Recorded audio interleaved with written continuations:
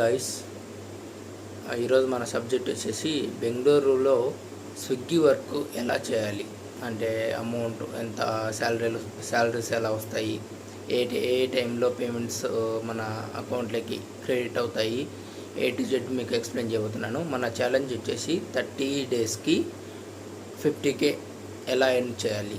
అంటే నాకు ఎక్స్పీరియన్స్ మీదుగా నేను ఈ ఛాలెంజ్ తీసుకుంటున్నాను.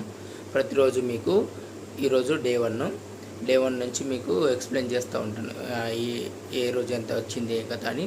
30 డేస్కి మన ఛాలెంజ్ని రీచ్ కావాలా, ఇదే మన టార్గెట్.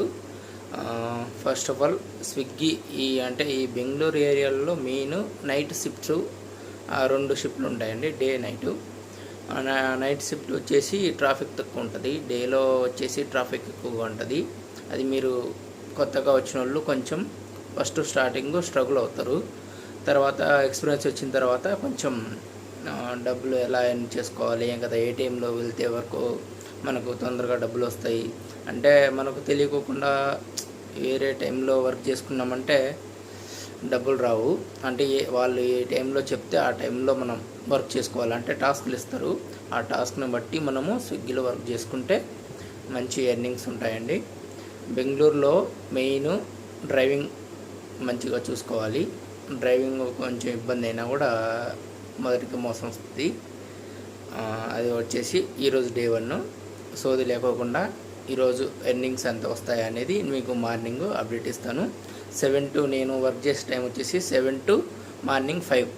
ఒకవేళ టార్గెట్ కంప్లీట్ కాకపోతే ఒక హాఫ్ అన్ అవర్ ఎక్స్ట్రా, అంటే నేను 5:30కి, అంటే ఈరోజు డే 5:30కి ఉంటుంది కదా మార్నింగ్, మళ్ళీ నెక్స్ట్ డే 5:30కి ఎండింగ్ అయిపోతుంది అనమాట. అంటే ఈ డే సంబంధించిన ఎర్నింగ్స్ ఎండింగ్ అయిపోతాయి.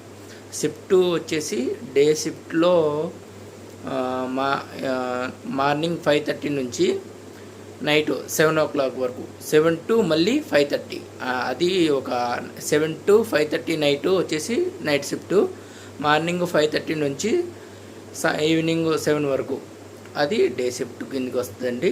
నేను ఎక్కువగా నైటే చేస్తాను, ఎందుకంటే ట్రాఫిక్ నాకు నైట్ ట్రాఫిక్ ఉండదు, డెలివరీలు తొందరగా చేసుకుంటానని చెప్పేసి నేను నైట్ షిఫ్ట్కి చేంజ్ అవ్వడం జరిగిందండి. అంటే 1 month డేలో చేశాను, స్ట్రగుల్ ఫేస్ చేసి నేను నైట్ షిఫ్ట్కి మారడం జరిగింది. మీకు ఏది నచ్చితే దాంట్లో జాయిన్ కావండి, దాంట్లో ఏం ఇబ్బంది ఉండదు. నాకు వచ్చేసి నైట్ షిఫ్ట్ ఓకే బెటర్, నా ఎక్స్పీరియన్స్ ప్రకారంగా వచ్చేసి. ఈరోజు ఎంత ఎర్నింగ్ వస్తాయని మార్నింగ్ మీకు ఎక్స్ప్లెయిన్ చేస్తాను. ఈరోజు నా ఫస్ట్ డే యూట్యూబ్ ఛానల్లో ఫస్ట్ వీడియో. ఏదన్నా కొంచెం మిస్టేక్ ఉంటే అడ్జస్ట్ కండి. నేను వచ్చేసి మాది రాయలసీమ, కడప డిస్టిక్ పులివెందుల అండి మాది. ఇక్కడికి వచ్చేసి 1 year అయిపోయింది. నేను స్టార్టింగ్లో వచ్చేసి ఎలక్ట్రికల్ వెహికల్ తీసుకున్నాను. తర్వాత ఎలక్ట్రికల్ వెహికల్కు 1 weekకి 2000 కట్టాలా.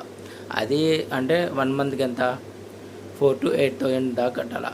నేను అది కొత్త బండి తీసుకున్నా, అంటే కొత్తగా వెహికల్ తీసుకున్నప్పటికి ఈఎంఐస్ 8,000 పెట్టుకుంటే సరిపోద్దిగా. అంటే ఇక్కడ ఉన్న వాళ్ళు ఎక్కువ రోజులు ఉండే వాళ్ళు మాత్రమే వెహికల్ తీసుకోమని సజెస్ట్ చేస్తాను. అంటే కొన్ని రోజులు చేసి మళ్ళీ వెళ్దాం టైంపాస్ అనేటోళ్ళకి ఎలక్ట్రికల్ వెహికల్ బెస్ట్. ఎక్కువ రోజులు స్పెండ్ చేసే వాళ్ళకంటే 1 year 2 years అలాగే ఉండే వాళ్ళకి బైక్ సజెషన్ చేస్తాను. ఎందుకంటే బైక్ మిగులుద్ది మనకి. 8,000కి ఈఎంఐస్ పెట్టుకుంటే మనము బండి మన సొంతం అయిపోద్ది అనమాట. 1 year 1.5 year కల్లా మన బండి కంతులన్నీ క్లియర్ అయిపోతాయి, టెన్షన్ ఏం లేదు. ఒకటి స్టార్టింగ్ వచ్చిన తర్వాత కొత్తగా వచ్చిన వాళ్ళు ఫస్ట్ ఎలక్ట్రికల్ వెహికల్తోనే, అంటే మనం ఈ వర్క్ చేయగలుగుతామా లేదా, మనము ఈ పెయిన్ తట్టుకుంటామా లేదా అనేది కొంచెం. ఏ వర్క్లో అయినా పెయిన్ ఉంటుందండి, పెయిన్ లేకుండా సులభంగా ఏది డబ్బులు రావు. First point. రెండో పాయింట్ వచ్చేసి మీరు 1 month ఎలక్ట్రికల్ వెహికల్ చూస్ చేసుకోండి. ఎలక్ట్రికల్ వెహికల్ తర్వాత అంటే మీకు ఎక్స్పీరియన్స్ వస్తుంది. 1 month తర్వాత నేను చేయగలుగుతాను అనే నమ్మకం వచ్చిన తర్వాత బైక్ ప్రిపేర్ చేసుకోండి. ఒక లాంగ్ డిస్టెన్స్ వర్క్ చేస్తానంటేనే బైక్, లేదంటే వద్దు, ఓకేనా. డబ్బులు వేస్ట్ చేసుకోవద్దు. ఇంకోటి వచ్చేసి మంచి పీజీ చూసుకోండి, మంచి రూమ్ అంటే బయట రూములు ఉన్నాయి, పీజీలు ఉంటాయి. పీజీలు అంటే మన హాస్టల్ టైపు, మన మన సైడ్ స్కూళ్ళల్లో ఉన్నప్పుడు హాస్టల్ ఎలా ఉంటాయో అలాగా పీజీ అంటారు ఇక్కడ. వచ్చేసి లాంగ్వేజ్ హిందీ రావాలండి. హిందీ ఎక్కువ మాడతారు. తెలుగు వాళ్ళు కూడా ఉంటారు. హిందీ తెలుగు మెయిన్. కన్నడ కొంచెం అటు ఇటు ఉన్నా పర్వాలేదు. ఈ కన్నడ ఎవరు ఎక్కువ మాట్లాడరు. మనం పోయిన వాళ్ళంతా ఇంగ్లీషు, కొంచెం ఇంగ్లీషు, హిందీ, తెలుగు. హిందీ మన డెలివరీ పార్ట్నర్లందరూతో మాట్లాడేది కస్టమర్ హిందీనే మాట్లాడతారు మ్యాక్సిమం 90%.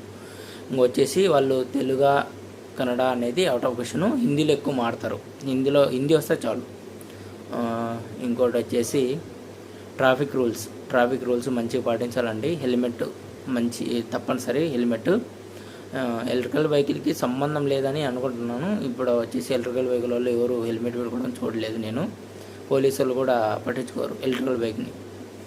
ఇంకా వచ్చేసి బైక్ వాళ్ళు తప్పనిసరి హెల్మెట్ వాడాలి. హెల్మెట్ వాడకపోతే మాత్రం పెనాల్టీ తప్పదు. నేను చేసిన తప్పు మీరు చేయకూడదని ఇవన్నీ చెప్తా ఉన్నానండి.